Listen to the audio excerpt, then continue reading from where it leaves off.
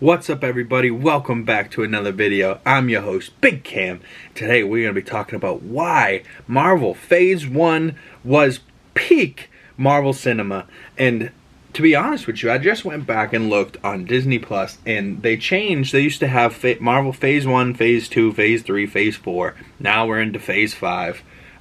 They changed it to Marvel's MCU Infinity Saga, which is the first 3 phases, and then the Marvel Multiverse Saga has started with Phase 4 and ended Phase 4 with Wakanda Forever, and is now into Phase 5 with Secret Invasion and Guardians of the Galaxy, and I want to say Quantumania started that Phase 5, So we're going to do a little bit of grouping today because we are continuing our Marvel Rewatch. And instead of going through and doing these movies one by one like I have been doing on the channel, I had already watched these videos before I started this Marvel.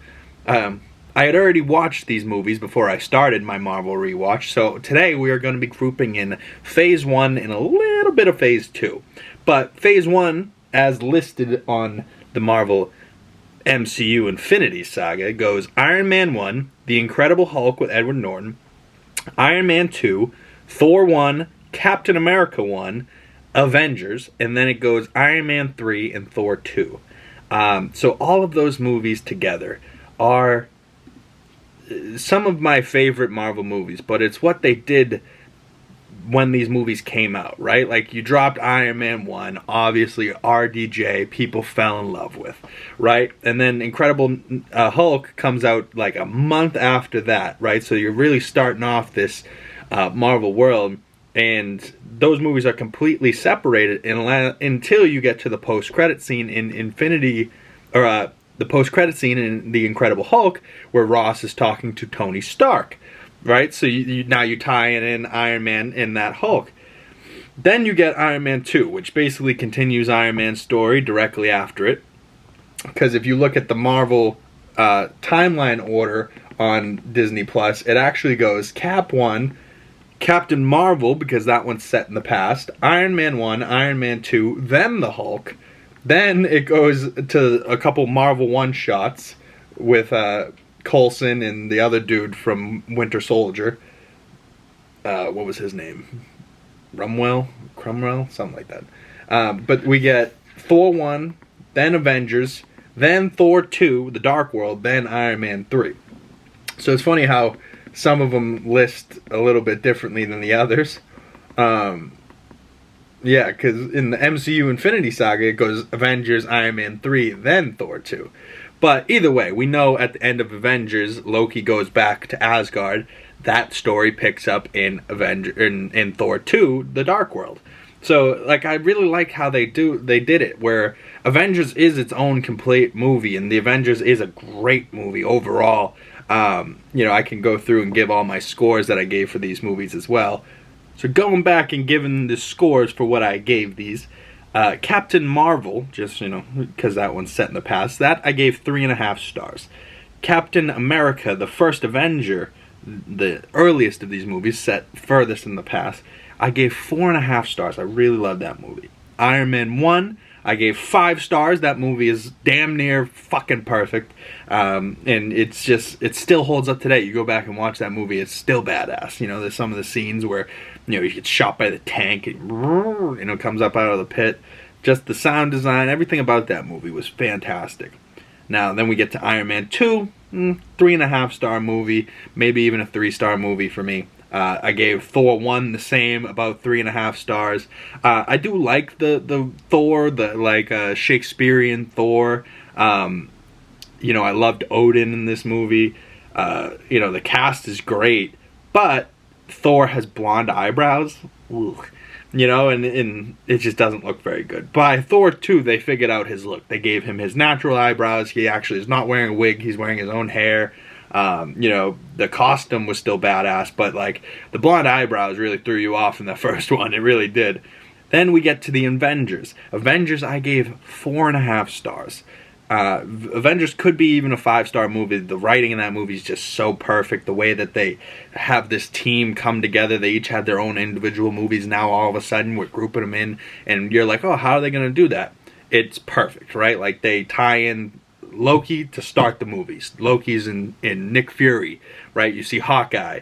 You see the other dude, Stellan Skarsgård from Thor 1, right? So you're tying Thor 1 in with Nick Fury, and that's in Hawkeye. They're tying in this Avengers movie, right? Then he ties in Stark with Stark Tower, right? Then Nat goes and gets Bruce from Africa or wherever he is. And then all of a sudden, like, Nick Fury's talking to this board, and you can't even see their faces. They're just, like, images of, like, the outlines of these figures. And Nick Fury's like, wars are not won by heroes, they're won by soldiers. And then it cuts to Cap punching the big heavy bag from the end of his movie, from his post-credit scene. Like, so the way that they tied everything in worked perfectly. Then they brought everyone together. Like, it just works so well. Like, and Marvel has gotten away from this, where it's like, bam, bam, bam, they team up here, right? Like, individual projects, they didn't need to necessarily interact with one another. One's in Asgard, one's set in the 1960s or whatever, even earlier maybe. No, I think it's like the 50s, 60s, whatever. It's set way back when. And then you jump to Iron Man, set in his own world, and he gets taken by the Mandarin, 10 rings or whatever. The 10 rings coming up well before Shang-Chi, right? Like, so then it's crazy how there's so many projects in the MCU that are set up from Tony Stark and just around Tony Stark. And, like, just goes to show that, Robert Downey Jr. in that first movie was, a pinnacle for them. Like, it was like everything after that had to meet that expectation.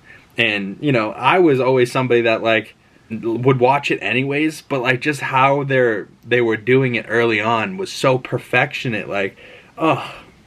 But then after Avengers, you get a movie like Thor: The Dark World, where people really didn't like this movie early on.